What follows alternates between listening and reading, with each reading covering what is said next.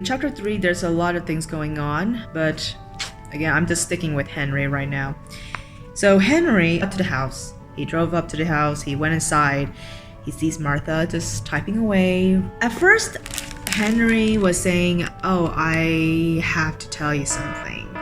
And Martha's like, "Okay, what is it?" But he couldn't bring himself to say it.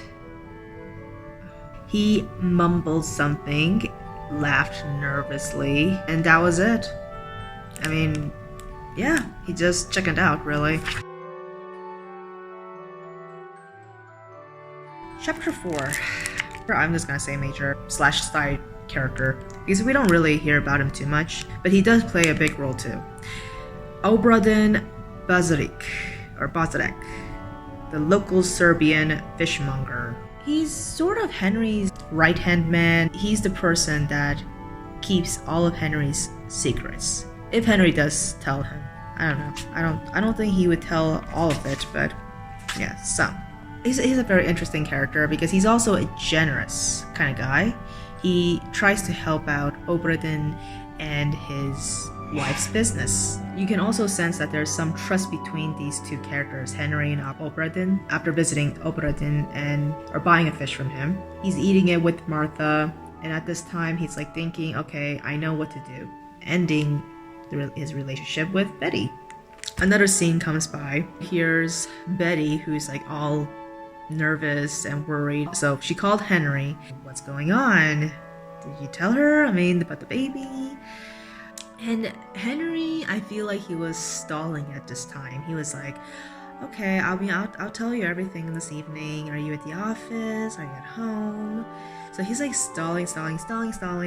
In the end, after Henry finishes up talking to Betty, he's thinking, okay, so I need to tell everything to Betty. The truth, the lies, just about everything. And that's where chapter 5 comes in. So, chapter 5, another major character comes into play. His name is Gisbert Bosch. You don't really know who he is and what he's doing with Henry's case from a courthouse, but he's basically the opener, the introducer of like the past of Henry. Well, I mean his full name. Okay, so his full name is Henry Hayden. So of Henry Hayden's past, like this is where everything shines through.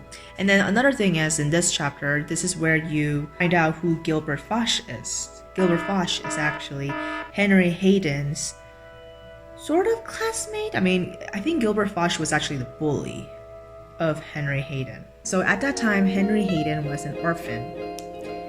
And I think that was when his mother died, his father died, and yeah, he became an orphan. Gisbert Foch was one of the orphans as well, and I believe was a bully of Henry Hayden. Gisbert Foch, he was jealous of Henry Hayden and wanted to try to see how he became a writer that he was not destined to be. Because that's what he says here. He knows Henry Hayden and it was just too good to be true. He believes that Henry Hayden is a fake because there's no publication, he didn't graduate from high school. Like, Gisbert Foch knows Henry Hayden from the past, and he's ready to tell everyone about just everything about Henry Hayden and his fake life.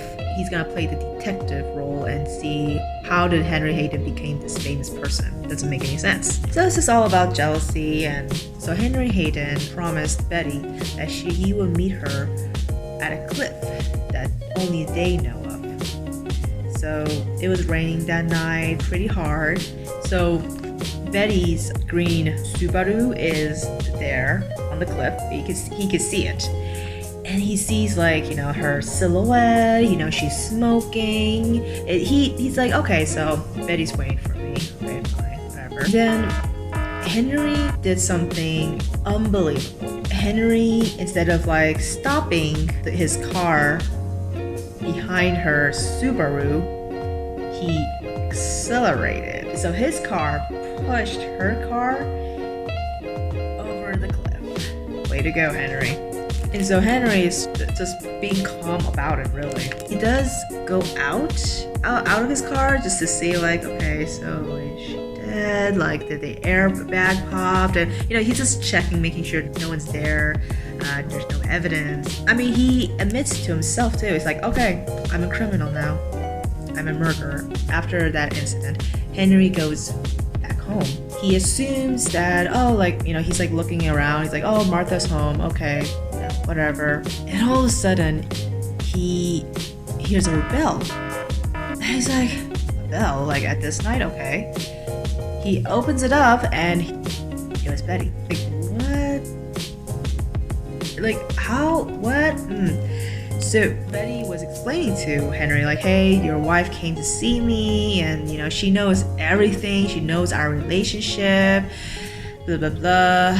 And Henry's just like, okay.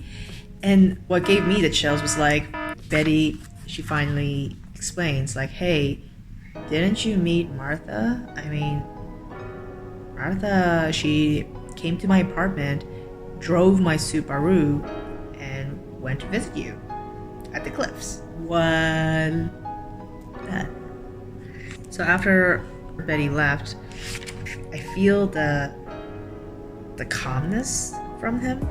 Very calm. He's very composed, but I could tell that he's not himself. He is remorseful, but he's not himself, and he's sort of panicking what to do next since Martha's gone. Chapter 6 is very short, but chapter 6 just involves with Henry's very good acting. And again, I mean, he's just very composed, like during this whole situation. And this is also the part where everyone's trying to find Martha, because Martha is his wife, and I mean, she's missing, so they're trying to find her everywhere. It's a very short chapter. So chapter 7, Henry, he admits that his acting was very convincing. He knows what he's doing. I mean, he even admits that the liars among us will know that every lie must contain a certain amount of truth if it's to be convincing. A dash of truth is often enough, but it's indispensable, like the olive in the martini. So he definitely knows what he's doing. Now, the biggest problem is, and this is where he realizes, is where's the final piece of the manuscript that Martha was working on. Before Martha died, she was working on a manuscript called, I believe it was let me just check. Oh, White Darkness, which I love that. I love that title. It's so good. Well, I shouldn't say title yet. But anyway, so yes, Martha was working on a manuscript and she was nearly done until, and now Henry, he is going berserk because he's like, what the hell? What am I gonna do how am I gonna finish up this manuscript? Like, where is the finale, the second part of this manuscript? While he's trying to find that manuscript, like that's a separate scene right here, the next scene is about Betty. And now, Betty and Klaus Morini. Klaus Morini really loves Betty.